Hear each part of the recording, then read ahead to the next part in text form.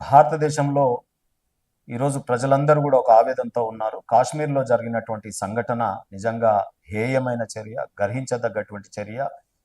అక్కడ జరిగినటువంటి చర్య టెర్రరిస్టుల చర్య ఏదైతే ఉందో అది పిరికి పందల చర్య. అనార్మ్డ్ పీపుల్ టూరిస్టుల మీద ఈరోజు మూకుమ్మడి క్రూర మృగాలు చేసినటువంటి దాడి, ఈరోజు పాకిస్తాన్ ప్రేరేపిత దాడి. దీన్ని తీవ్రంగా ఖండించాలి. దేశ ప్రజలందరూ కూడా ఖండించాలి. ఈరోజు మీరు చూస్తూ ఉన్నారు, ఆర్టికల్ 370 తీసేసిన తర్వాత కాశ్మీర్ ఇప్పుడిప్పుడే చాలా ప్రగతి పథంలో ముందుకు పోతా ఉంది. భారతదేశంలోని అన్ని రాష్ట్రాల సరసన ఈరోజు తన ఎకనామిక్స్ని నిలబెట్టుకుంటా ఉంది. అక్కడ యూత్ కానీ, అక్కడ ప్రజలు లోకల్స్ ఎవరైతే ఉన్నారో ఈ టూరిజం వల్ల వారి ఉపాధి అవకాశాలు మెరుగైనాయి.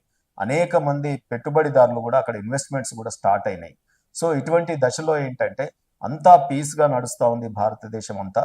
ఈరోజు అమెరికా వైస్ ప్రెసిడెంట్ కూడా ఇక్కడ భారతదేశంలో చక్కగా ఫ్యామిలీతోని విహరిస్తూ ఉన్నారు. అక్కడ మోడీ గారు కూడా సౌదీ అరేబియాకు వెళ్ళి అక్కడ అనేక చర్చలు జరుపుతూ ఉన్నారు. ఈ మహల్ని చంపేయడానికి పాకిస్తాన్ ఒక కుట్ర బన్ని ఈ పాక్ ప్రేరేపిత ఏదైతే ఈరోజు క్లెయిమ్ చేస్తున్నటువంటి టిఆర్ఎఫ్ సంస్థ కానీ, ఈరోజు లష్కర్ తోయిబా సంస్థ కానీ, ఈ రెండు కూడా proxy to the direct Pakistan military.